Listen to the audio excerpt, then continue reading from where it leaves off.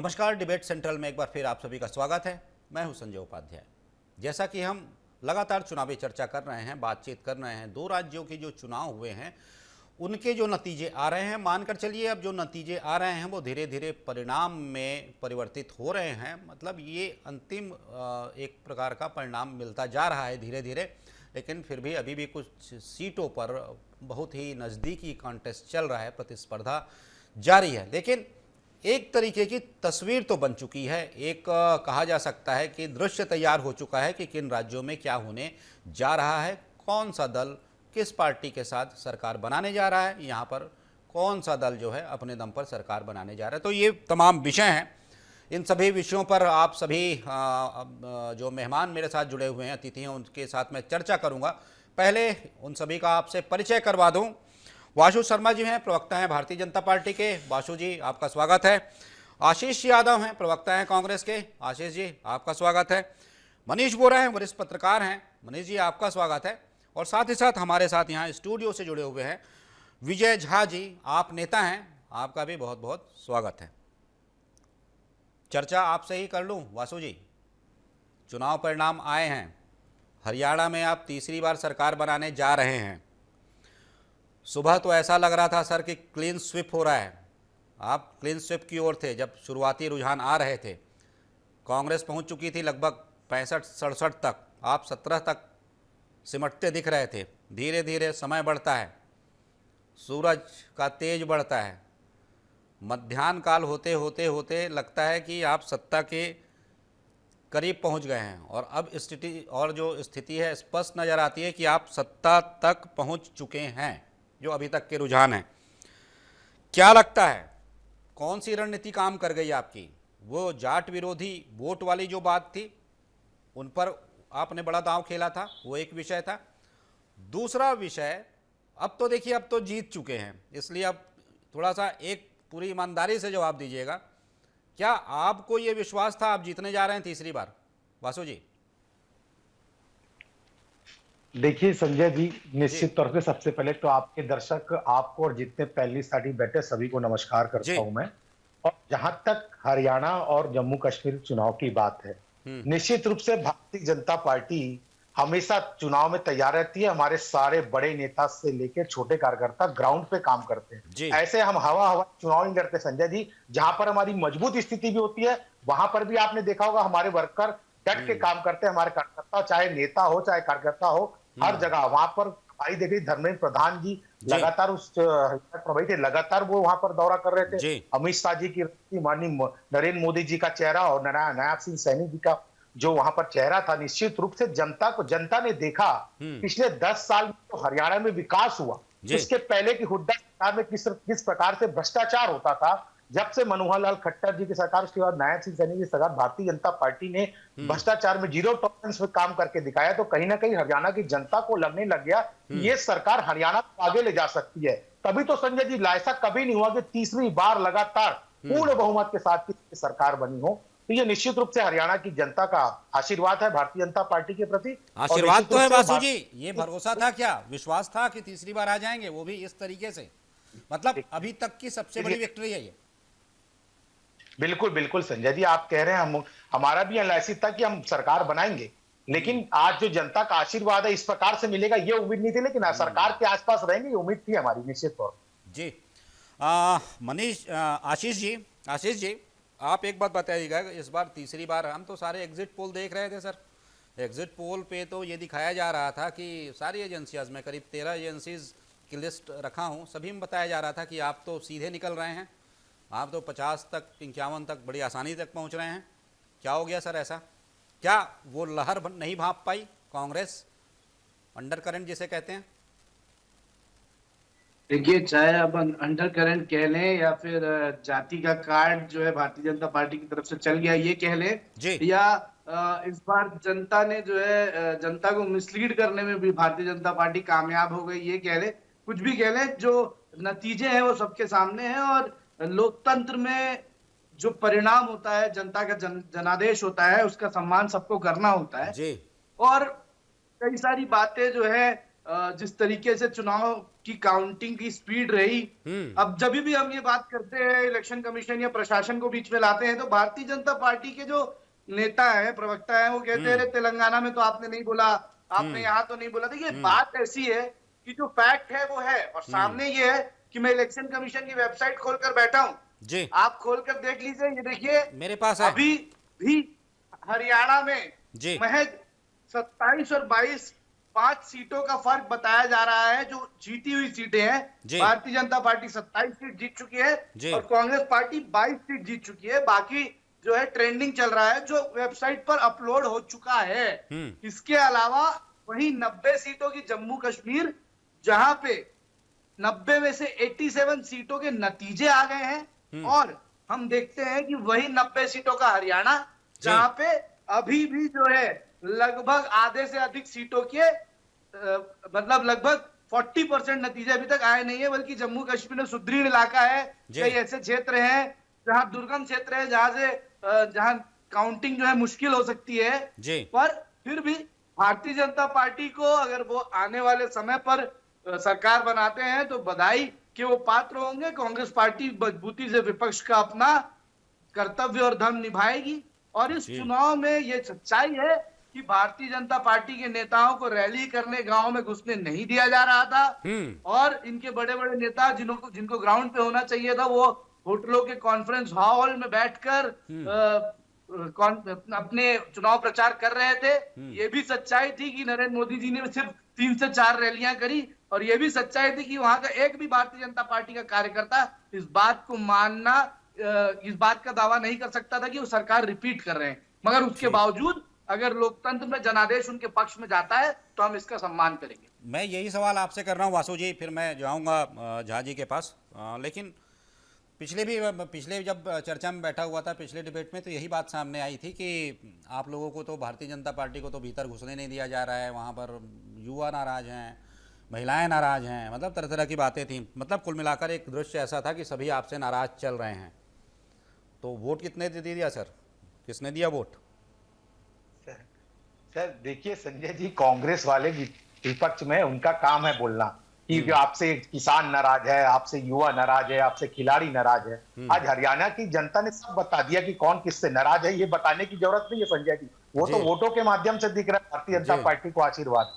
जहां तक आशीष प्रश्न उतार रहे हैं, राजनीतिक दल के कार्यकर्ता है, मुझे पूरा विश्वास है कि आशीष जी को ये बातें सारी पता होती होगी कि जब चुनाव की गिनती चलते रहती है, इलेक्शन कमीशन के जो साइट पे वही रिजल्ट डालता है जहां पर रिजल्ट डिक्लेयर हो जाते हैं। बाकी की काउंटिंग आपके भी वहां पर विधायक प्रत्याशी के लोग बैठे होंगे, भाजपा के लोग बैठे होंगे, अन्य दल के लोग भी बैठे होंगे। वहां पर जब बैठते हैं तो वहां पर उनको सारे डेटा मिलते हैं। ऐसा नहीं कि डेटा छुपाया जाता है, उनके पास एक एक बूथ का डेटा होता है, एक एक नंबर होता है। तो किस प्रकार से आप लोग बात करते हैं, जहां पर संजय जी सुबह आप देखिएगा 8:30 बजे कांग्रेस के नेता बड़े बड़े टीवी में आके क्या कह रहे थे, देखिए मोदी जी की हार है, मोदी जी के देखिए भारत में मोदी जी की हार हो गई। तो अब चुनाव था हरियाणा जम्मू कश्मीर का, इन लोग मोदी जी पे आ गए। जैसे ही 12 बजे पलटी हुआ तो वापस ईवीएम में आ गए। तो दिक्कत इलेक्शन कमीशन में नहीं है, दिक्कत कांग्रेस पार्टी में है। इनको समझना पड़ेगा कि आपके नेता जो अभी हम लोग को आप बोल रहे थे,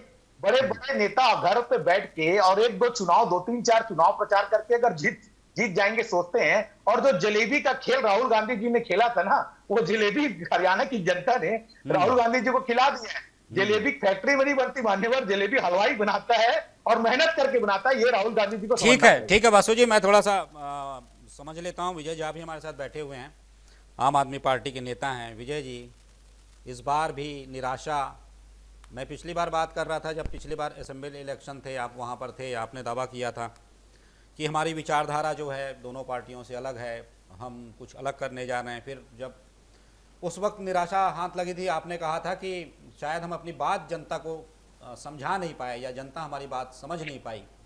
इस बार भी ऐसा ही हो गया क्या विजय जी? इस बार भी जनता आपकी बात नहीं समझ पाई? नहीं, जनता बात समझी कि नहीं समझी, मैं वासु जी से एक निवेदन करना चाहूँगा जी कि ईश्वर ने हमको एक ठो मुँह दिया है। एक समय में या तो हंस लें या रो लें। आप हरियाणा के बारे में जितना बोल पा रहे हैं, जो बोल रहे हैं, क्या उन सब बातों को मैं कश्मीर के लिए भी लागू करके सोचूं? देखिए, हरियाणा में जीत रहे हैं तो बधाई है, कोई दिक्कत नहीं। हमारा आम आदमी पार्टी के नेताओं को जबरदस्ती जेल में बंद करके हमको प्रचार प्रसार और जनता तक पहुंचने के लिए हर चुनाव में रोकने का भरपूर प्रयास किया गया।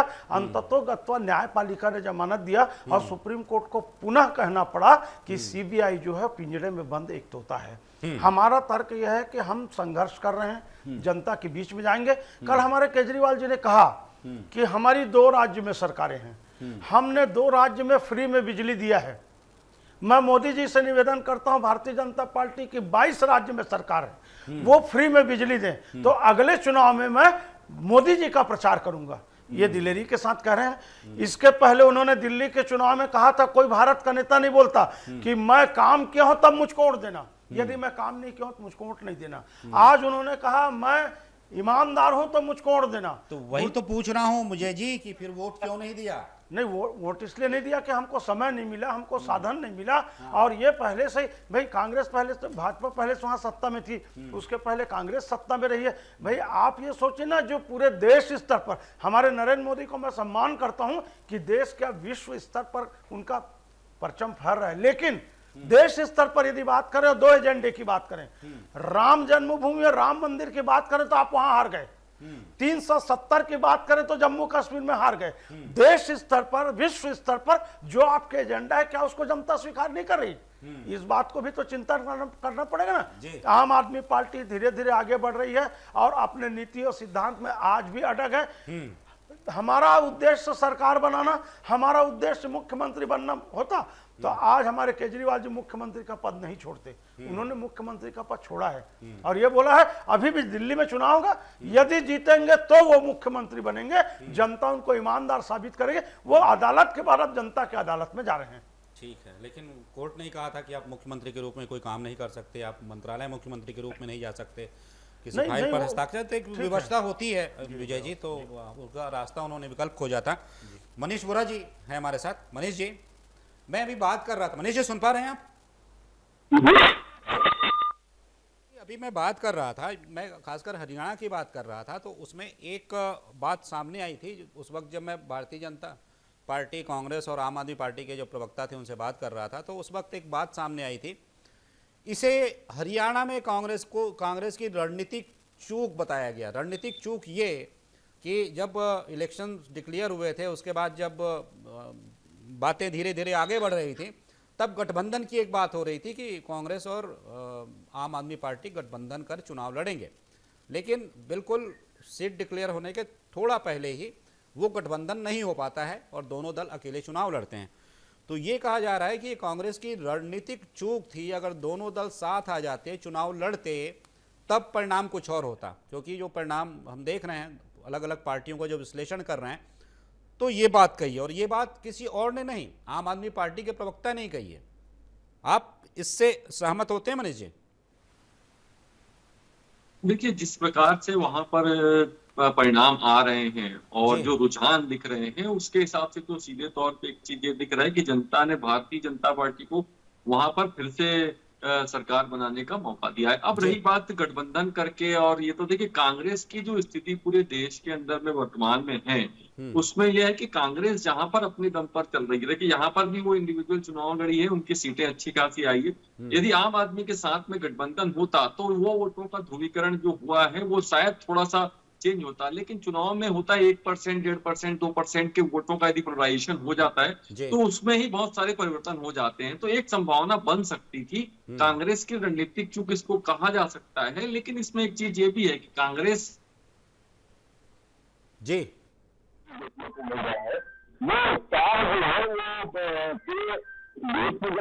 चुनाव के परिणाम आए, उसके बाद में जो स्थितियां बनी, उसके साथ साथ अभी वर्तमान की परिस्थितियां हैं, इन परिस्थितियों में कांग्रेस के अंदर निश्चित उत्साह का संचार तो हुआ है, लेकिन उत्साह का संचार होने के बाद में अभी जो परिस्थितियां हैं जहां पर चुनाव हो रहे हैं, उनको लेकर के कांग्रेस उत्साहित भी थी। और जो एग्जिट पोल के जो नतीजे थे, वो एग्जिट पोल के जो परिणाम दिख रहे थे, उसमें भी कांग्रेस को अच्छी स्थिति दिख रही थी। लेकिन कहा जाता है ना कि exit poll is not exact poll, तो ये जो स्थितियां बनकर के आई, उसमें कांग्रेस की स्थिति, देखिए मैं ये नहीं कहता कि कांग्रेस बहुत बुरी स्थिति में है, लेकिन कांग्रेस यदि वहां पर और थोड़ी मेहनत करती या कहीं गठबंधन या दूसरे उस पर जाने का प्रयास करती, निश्चित रूप से परिस्थितियां बदल जाती। मैंने पहले ही कहा कि चुनाव के दरमियान 1 से 1.5% के वोटों का भी पोलराइजेशन यदि होता है तो वो जो है वो बड़ा परिवर्तन दिखता है। तो ये चीज यहाँ पर हो सकती थी यदि आम आदमी पार्टी के साथ में वो गठबंधन करते, हो सकता है कुछ और परिणाम वहां पर देखने को मिल सकते थे। जी,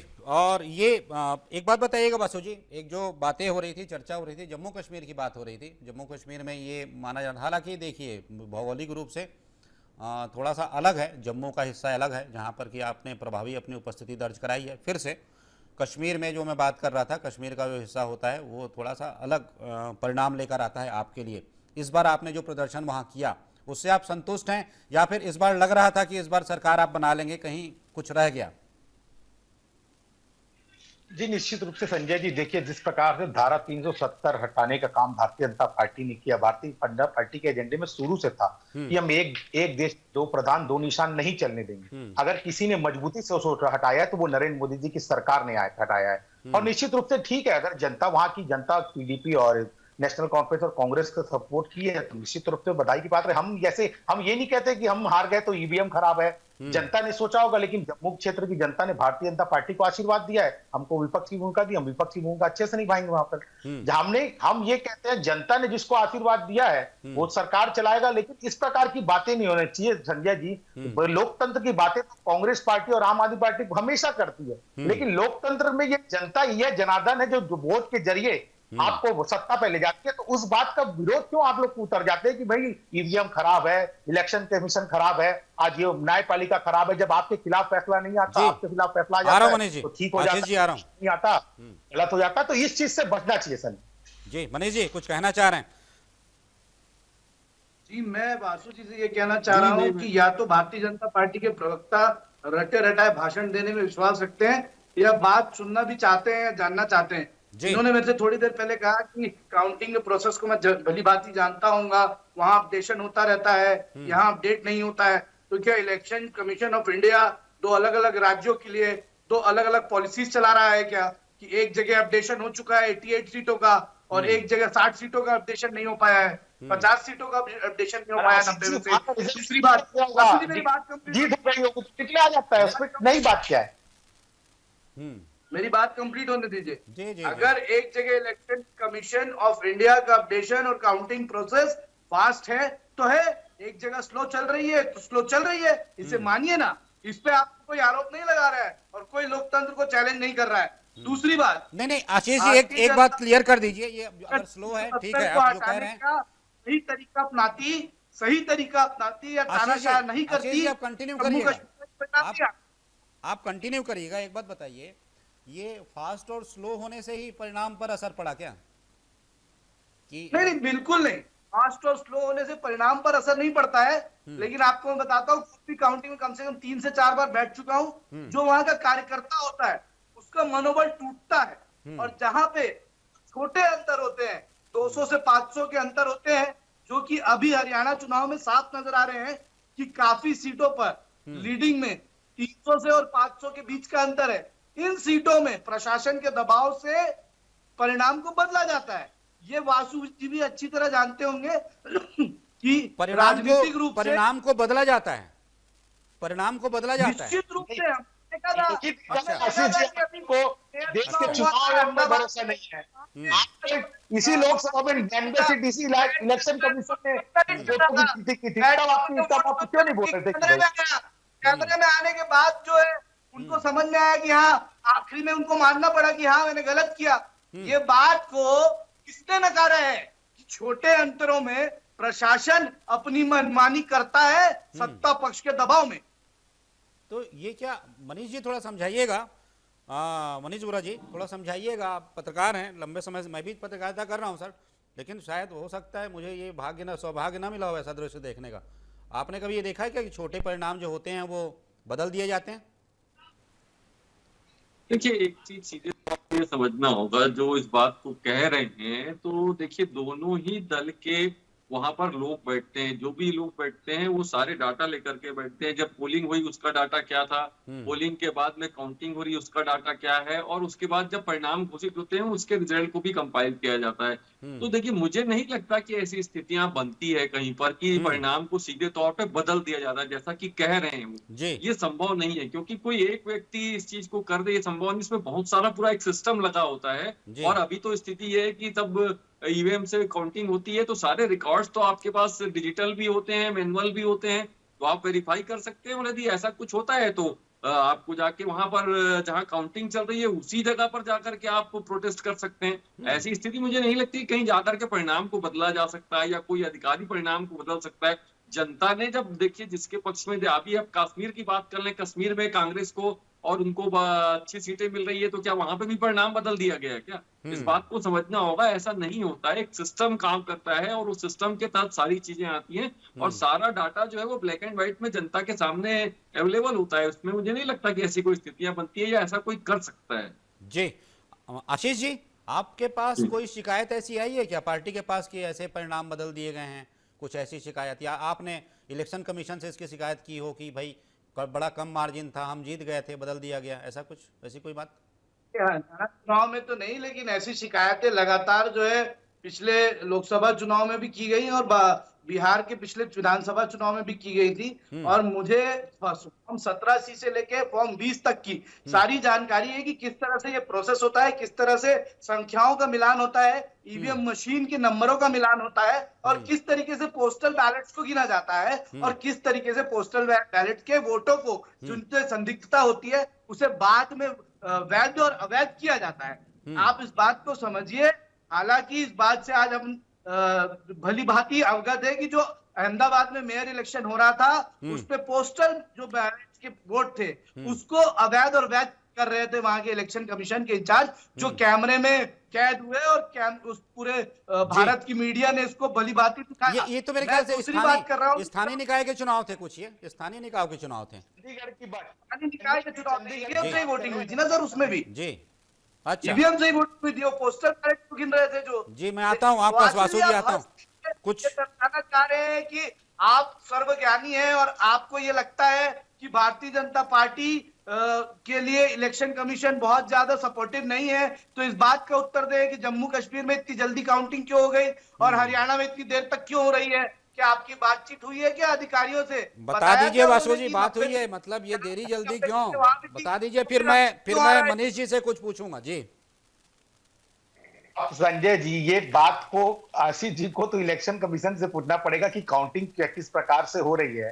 आपके भी सारे नेता वहां जहां गिनती हो रही होगी वहां मौजूद होंगे मेरे ख्याल से। हो सकता है हार के डर से निकल के भाग हुए, तो ये नहीं पता, लेकिन मुझे लगता है कि उम्मीद वहां पर मौजूद जरूरी है। जहां तक वरिष्ठ पत्रकार महोदय ने एक बात की, बहुत सही बात, उन्होंने पॉइंट टू पॉइंट बता दिया किस प्रकार से गिनती होती है। मैं एक आध चीज उसमें और ऐड कर देता हूं कि वहां गड़बड़ी नहीं हो सकती संजय जी। जब हम वोटिंग करते हैं जिस दिन, वहां पर वोटिंग के दिन जब आखिरी समय आता है तो दोनों पार्टी के एजेंट वहां पर रहते हैं, उनके सामने सील लगता है। उस बूथ में कौन सा मशीन आया उसका सीरियल नंबर का मिलान जब पेटी खुलता है उसके अंदर उस सीरियल नंबर का मिलान दोनों पार्टी के लिए करते हैं। तो किस प्रकार से ये जो आरोप लगाते हैं कांग्रेस वाले, तो किस आपके देश के इलेक्शन कमीशन पर भरोसा नहीं है?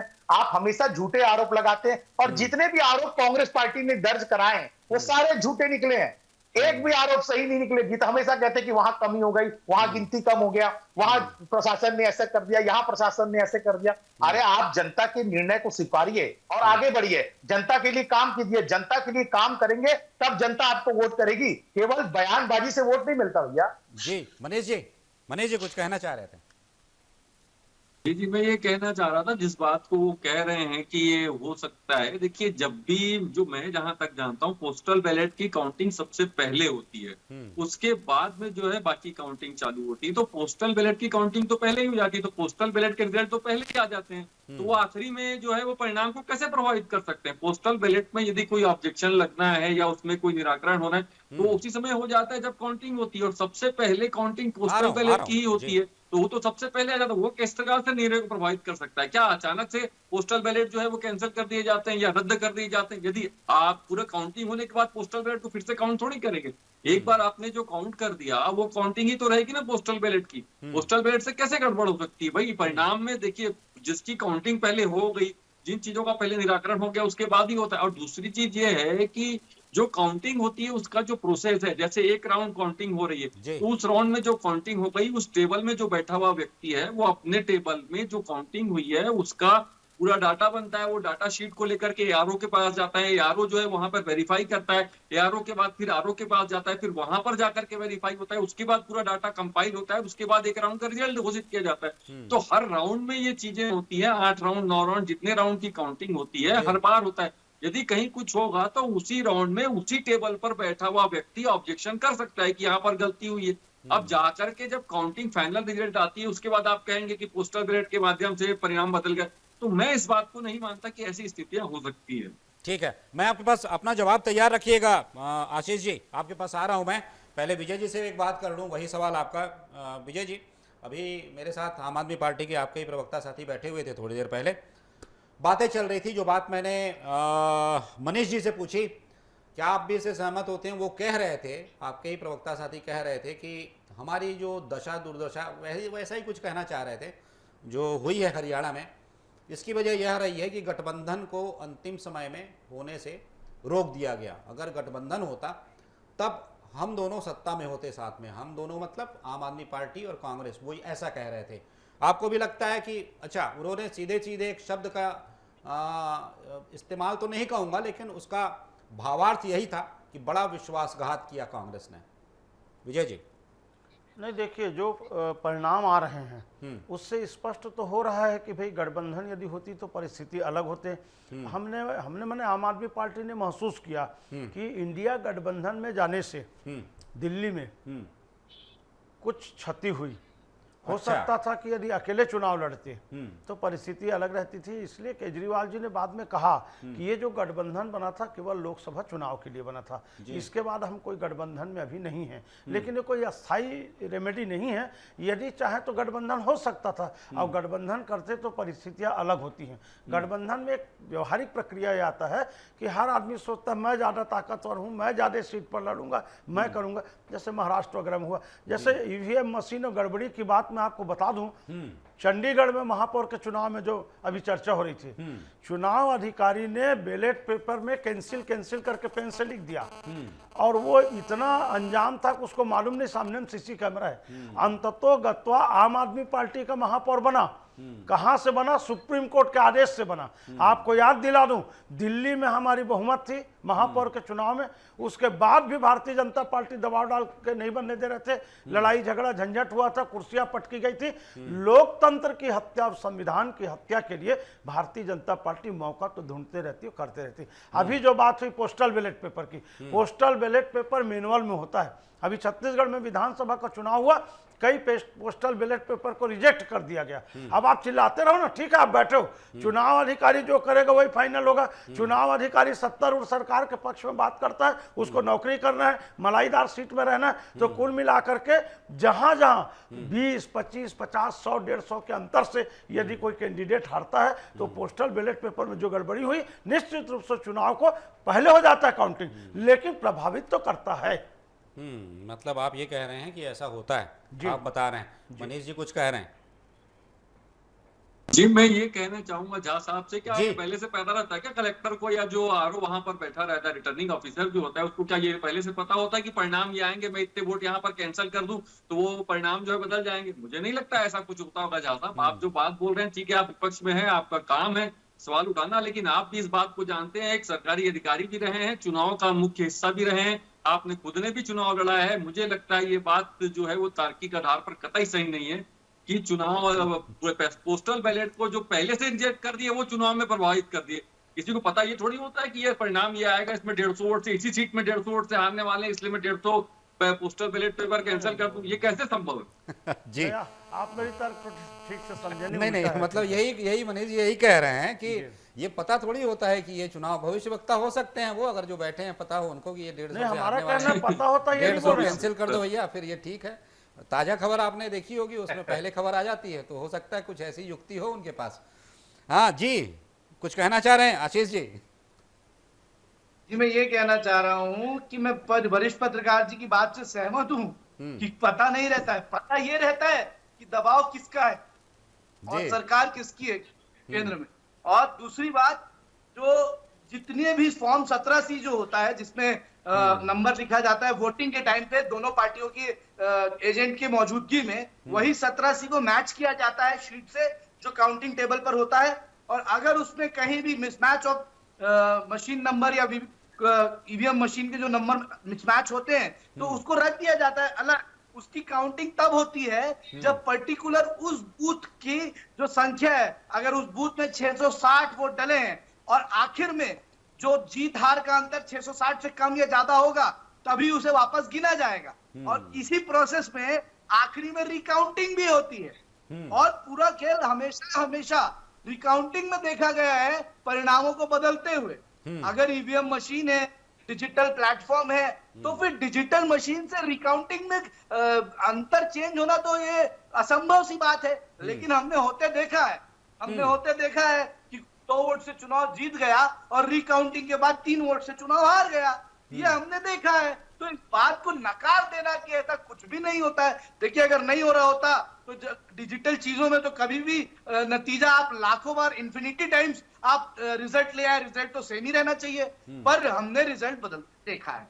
दूसरी बात, हम हरियाणा चुनाव या जम्मू कश्मीर चुनाव में ईवीएम को दोष नहीं दे रहे हैं। हम इलेक्शन कमीशन की जो स्पीड रही, जो प्रशासन का रवैया रहा काउंटिंग में, और इसीलिए मनोबल की बात की गई कि जो बूथ में काउंटिंग एजेंट सुबह 6-7 बजे एंटर करता है, सुबह 6 बजे घुस जाता है वो काउंटिंग के लिए, और वो रात के अगर 6 बजे 7 बजे तक जो लगातार 12-13 घंटे होते हैं, उस 13 घंटे वो उसी मुस्तैदी, उसी सतर्कता और उसी एनर्जी के साथ नहीं बैठ सकता। आप देखिए जहां पे स्पीड से काउंटिंग होती है 10, 11, 12 बजे 1 बजे तक काउंटिंग समाप्त हो जाती है, 2 बजे पोलिंग एजेंट काउंटिंग एजेंट बाहर आ जाता है। हम देख रहे हैं अभी भी हरियाणा में जो स्थिति है, जब हम डिबेट कर रहे हैं तभी भी 22 और 18 का आंकड़ा अभी थोड़ी देर पहले था, अभी 27 और 21 का आंकड़ा है। तो अभी भी काफी सीटों पर जो है काउंटिंग बची हुई है, रिजल्ट आना बचा है। मतलब अभी भी राउंड्स जो है काउंटिंग राउंड्स चल रहे हैं। मतलब अभी भी वही एजेंट बैठे हैं जो सुबह 6 बजे से बैठे थे, जिनको ये पता चल चुका होगा मीडिया के माध्यम से कि 50 सीट भारतीय जनता पार्टी चुकी है। जी, हरियाणा में इलेक्शन कमीशन की साइड पे 60 सीटों के रिजल्ट आ चुके हैं, 30 ही सिर्फ बचे हुए हैं हरियाणा में। 30 सीटों के रिजल्ट बचे हैं, 5 बजे बैठे हैं शाम को। आप देखिए जब लोकसभा के चुनाव होते हैं तो भी 11-12 1 बजे स्थिति साफ हो जाती है, 3 बजे तक पूरे नतीजे आ जाते हैं। 5 बज गए हैं और अभी भी 30 सीटों के रिजल्ट बचे हैं। सिर्फ इतना ही कहना है और कुछ नहीं कहना है। और जम्मू कश्मीर के रिजल्ट 3 घंटे पहले आ चुके थे, ये कहना है। वासु जी, अगर इलेक्शन कमीशन है तो पूरे देश के लिए है, हरियाणा के लिए है तो जम्मू कश्मीर के लिए। वासु जी आप ही जवाब दे लीजिए भाई। अब देखिए संजय जी, अब कांग्रेस को तो समझाना नामुमकिन है और वो अपना काम करे, चुनाव आयोग पर जो ठिकरा फोड़ना है फोड़े, लेकिन भारतीय जनता पार्टी जनता के लिए काम करती है, जनता के साथ रहती है, इसलिए परिणाम ऐसे दिखते हैं। जहां तक आप कह रहे हैं कि अभी 30 सीट की गिनती बाकी है, निश्चित तौर पर बता छत्तीसगढ़ में भी होता है मान्यवर। मैं पिछले समय काउंटिंग में था, 7 बजे तक गिनती चली थी। ऐसा नहीं है कि मैं जीत गया हूं तो मैं भाग गया, 7 बजे तक गिनती चलती रहती कई विधानसभा की। ऐसी नहीं है, ऐसी बात नहीं कि 2 बजे खत्म हो जाता है, 3 बजे खत्म होता है, कई विधानसभा का लंबा चलता है, तो हो रहा है गिनती। आपको पूरा मौका दिया जाएगा, आपके एजेंट वहां बैठे हैं, जो भी गलत होगा आप इलेक्शन कमीशन के सामने रखिए बातों को। और जहां तक हरियाणा और पूरे देश की बात है संजय जी, एक बात तो साफ है, जो कांग्रेस ने बीजेपी खिलाफ भ्रम फैलाया था, आरक्षण विरोधी है, ये है, जो लोकसभा चुनाव में भ्रम फैलाया था, जनता ने तोड़ दिया है और जनता ने बता दिया है कि जनता विकास के साथ है। जिस प्रकार से छत्तीसगढ़ में पिछले 5 साल में आधारभूत संरचना, बेसिक इंफ्रास्ट्रक्चर में ध्यान नहीं दिया गया, इस 9 महीने की सरकार ने देखिए कैसे 11,000 करोड़ से ऊपर के आधारभूत संरचना, बेसिक इंफ्रास्ट्रक्चर के काम छत्तीसगढ़ में लाके दिखाए। पिछले 5 साल में तो कांग्रेस सरकार ने एक विकास की ईंट लगाई हो तो बता दीजिए भैया, कितने बड़े बड़े, कितने पुल पुलिया बनाए, कितने रोड बनाए, कुछ बनाए। कुछ तो नहीं है छत्तीसगढ़ में। तो जनता जानती है कि भारतीय जनता पार्टी ये एकमात्र पार्टी है जो विकास के रास्ते पे ले जाती है, और मोदी जी एक ऐसे नेता है जो देश को आगे ले जा रहे हैं। 5 ट्रिलियन इकोनॉमी की तरफ हमारा देश आगे बढ़ रहा है, तो जनता उनके साथ खड़ी है। ठीक है, मैं मनीष जी थोड़ा सा एक बात समझाइएगा। थोड़ी एक बात है, जम्मू कश्मीर के रिजल्ट पे थोड़ी चर्चा कर लेते हैं, जो वहाँ के परिणाम आ रहे हैं। ठीक है, नेशनल कॉन्फ्रेंस कांग्रेस का गठबंधन वहाँ सरकार बनाने जा रहा है, स्पष्ट हो चुका है। कुछ खबरें भी आ रही हैं सूत्रों के हवाले से कि उमर अब्दुल्ला फिर से मुख्यमंत्री बन सकते हैं, लेकिन वहाँ के भी परिणाम हम देखते हैं कि इस बार भी लगभग 6 सीटों का नुकसान हो रहा है कांग्रेस को पिछले इलेक्शन की तुलना में। लेकिन ठीक है, गठबंधन के साथी थे, वो सरकार का हिस्सा है, सरकार बन रही है उनकी। भारतीय जनता पार्टी ने वहाँ जो गेन किया है, अभी की स्थिति आप देख रहे हैं, क्योंकि आपसे चर्चा मैं इसलिए भी कर रहा हूँ क्योंकि धारा 370 हटने के बाद की यह स्थिति है। जब भारतीय जनता पार्टी का यह प्रदर्शन आपके सामने है, पत्रकार के रूप में जब आप देखते हैं, बात करते हैं, कई लोगों से हमारी बातचीत भी होती है वहाँ पर, क्या समझते हैं या ये मानते हैं कि ये अभी भारतीय जनता पार्टी के लिए शुरुआती पर्याप्त अवसर है, या फिर इससे कुछ अच्छा होना था जो नहीं हो सका? देखिए, एक चीज इसमें बहुत स्पष्ट है कि भारतीय जनता पार्टी का जन्म जिन बातों को लेकर के हुआ, जिन बातों को लेकर के भाजपा बड़ी आक्रामकता के साथ जनता के बीच में गई है, उसमें राम मंदिर के साथ साथ एक ये भी मुद्दा था, धारा 370 हटाने का। एक देश दो संविधान, एक देश दो विधान, इस प्रकार की, एक देश के दो झंडे, इस प्रकार की जो बातें लगातार भारतीय जनता पार्टी उठाती थी, और भाजपा के जो लोग थे उन्होंने लगा हाँ जी जी जी जी इन बातों को लेकर के भाजपा जो जनता के बीच में जाती थी, और सरकार आने के बाद में भारतीय जनता पार्टी की उन्होंने जो धारा 370 को हटाने का कदम उठाया, तमाम विरोधों के बावजूद भी निश्चित रूप से वो भाजपा का बड़ा कदम था, और भारतीय जनता पार्टी को ये उम्मीद थी कि वहां पर उनको अपेक्षाकृत अच्छा परिणाम मिलेगा। लेकिन अभी जो स्थितियां भाजपा के लिए वहां पर बनी है वो भी कम उत्साहजनक उसके लिए नहीं है। लेकिन ठीक है, धारा 370 हटाने के बाद उनको ये उम्मीद थी कि हमको अच्छा जन समर्थन वहां से मिलेगा, और 10 साल तक जो वहां पर भारतीय जनता पार्टी ने काम किया, वहां कर राज्यपाल को रख करके जिस प्रकार से काम किया, वहां पर आतंकवादी घटनाओं में जो कमी लाने का प्रयास उन्होंने किया, लगातार इसके परिणाम भाजपा को मिलना चाहिए था, लेकिन अपेक्षाकृत वो नहीं मिल पाया जो वो अपेक्षा कर रही थी। लेकिन फिर भी मुझे लगता है कि ये परिणाम जो है वो भी भाजपा के लिए उत्साहजनक है। अच्छी स्थिति वहां पर भारतीय जनता पार्टी को देखने को मिल रही है, और मजबूत विपक्ष के रूप में भाजपा वहां पर है। लेकिन अब ये बड़ा सवाल ये है कि जिन बातों को लेकर के विपक्ष जनता के बीच में गया था, उसने कहा था कि हमारी सरकार आते ही हम धारा 370 को फिर से लेकर के आएंगे, ये जो सारी बातें उन्होंने करी थी उस पे कितने खरे उतरते हैं। जनता ने यदि उन बातों पर मैंडेट दिया है उनको, तो निश्चित रूप से उनके लिए बड़ी चुनौती होगी कि कैसे वो उन चीजों को बहाल करते हैं, राज्य का दर्जा बहाल करा पाते हैं। ये सारे सवाल जो विपक्ष ने लगातार जनता के सामने रखे थे, और जनता ने जिन बातों को लेकर के उनको समर्थन दिया है उसको पूरा करने में वो कितना सक्षम हो पाते हैं, ये देखने वाली बात होगी। ठीक है, एक बात बताइएगा आशीष जी, यहाँ पर देखिए सर, दो बातें हैं। आप जिस गठबंधन के साथ हैं, नेशनल कॉन्फ्रेंस के साथ, उनका स्पष्ट कहना है, उन्होंने तो ऐलान कर रखा है कि आएंगे तो वो 370 हटाने की, खैर उनके बस में नहीं है, ये तो केंद्र का विषय होता है, लेकिन उन्होंने कहा है कि हम ये हटाएंगे, हम इसके विरोध में हैं। आपने इसका विरोध नहीं किया सार्वजनिक तौर पर, आपने, कांग्रेस ने, जहाँ तक मैं जानता हूँ, आपने विरोध नहीं किया। अब ऐसे में आप सरकार का हिस्सा हैं, अगर ऐसे प्रस्ताव आते हैं तब क्या करेंगे आप? समर्थन में रहेंगे, विरोध में रहेंगे? लोकसभा के मुद्दे और विधानसभा के मुद्दे मिक्स होते हुए हल्के नजर आ रहे हैं, क्योंकि देखिए स्टेट का मैटर है। मैं विशुद्ध रूप से विधानसभा की बात कर रहा हूं, विशुद्ध रूप से। आप जिस पार्टी के साथ गठबंधन में हैं, उस पार्टी का साफ स्टेटमेंट है 370 के हम विरोध में हैं। आपका स्पष्ट स्टैंड है कि आप विरोध में नहीं है। ठीक है, यहाँ के लोगों को ये मिलना चाहिए, मतलब आपने कोई बहुत स्पष्ट स्टैंड इस पर नहीं लिया है। अब ऐसे में अगर ये विषय आ जाता है, मैंने जैसा कहा, ये राज्य का विषय भी नहीं है, लेकिन एक सांकेतिक होता है कि हमने पास कर दिया, होता है ना, तो वैसे में आपकी स्थिति क्या होगी? देखिए, विधानसभा में अगर कोई मुद्दा पास होगा तो विधानसभा में बहुमत के उस पर होगा, और अगर ज्यादातर विधायक उस पक्ष में होंगे तो वो पारित होगा। आप रहेंगे पक्ष में? तो मैं ये पूछ रहा हूँ, आप रहेंगे पक्ष में? निश्चित रूप से ये विधायकों का जो है अपना पर्सनल उस पे थॉट रहेगा, तो पार्टी का स्टैंड है सर। 370 तो ये तो कांग्रेस पार्टी कही थी, लेकिन मेरी बात कंप्लीट होने दीजिए सर। 370 के विरोध में पार्टी की नहीं थी, लेकिन 370 को जिस तरीके से अप्लाई किया गया था, जिस तरीके से लगाया गया था, उसका विरोध खुले मंच से मीडिया के पटल पर राहुल गांधी जी ने किया था और जम्मू कश्मीर की जनता ने ये साबित कर दिया कि देश में नफरत की राजनीति नहीं चलेगी, चलेगी तो मोहब्बत की दुकान ही चलेगी। और जिस तरीके से मेरे साथी प्रवक्ता कह रहे थे कि हरियाणा की जनता ने जनादेश देकर साफ किया है, देश को संदेश दिया है, उसी तरह जम्मू कश्मीर की जनता ने भी जनादेश देकर साफ किया है, जनता को भारत की संदेश दिया है कि 370 आप हटा दीजिए, अच्छी बात है, लेकिन अगर तानाशाही करेंगे, तुगलक की तरह राज करने की कोशिश करेंगे, लोगों की, जनता की भावनाओं को कुचलते हुए अगर कोई काम करेंगे तो जनता आपको सत्ता से जरूर हटाएगी। फाइनल कमेंट वासु जी, फिर कंक्लूड करना है, संक्षेप में बताइएगा जो कहा है आशीष जी ने। संजय जी जहां तक आशीष भाई कह रहे थे मोहब्बत की दुकान चली है, तो मोहब्बत की दुकान हरियाणा में क्यों लूट गई, ये सवाल है ना भाई। एक जगह चले, हम तो स्वीकार कर रहे हैं आशीष जी, हम स्वीकार कर रहे हैं वहां पर सरकार नहीं बना पा रहे, लेकिन हमने धारा 370 चुनाव जीत जाए इसलिए नहीं हटाई थी।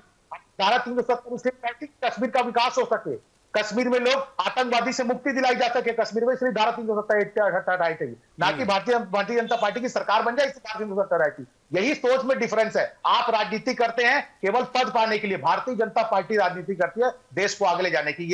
यही कांग्रेस और बीजेपी में डिफरेंस है। तो ठीक है, चूंकि समय की बाध्यता है, आप सभी इस चर्चा में शामिल हुए। वासु जी आपका बहुत बहुत धन्यवाद, आशीष जी आप जुड़े आपका बहुत बहुत धन्यवाद, साथ ही साथ मनीष वोरा जी आप जुड़े आपका बहुत बहुत धन्यवाद, विजय झा जी आप भी यहाँ पहुँचे, आप चर्चा में शामिल हुए, आपका भी बहुत बहुत धन्यवाद।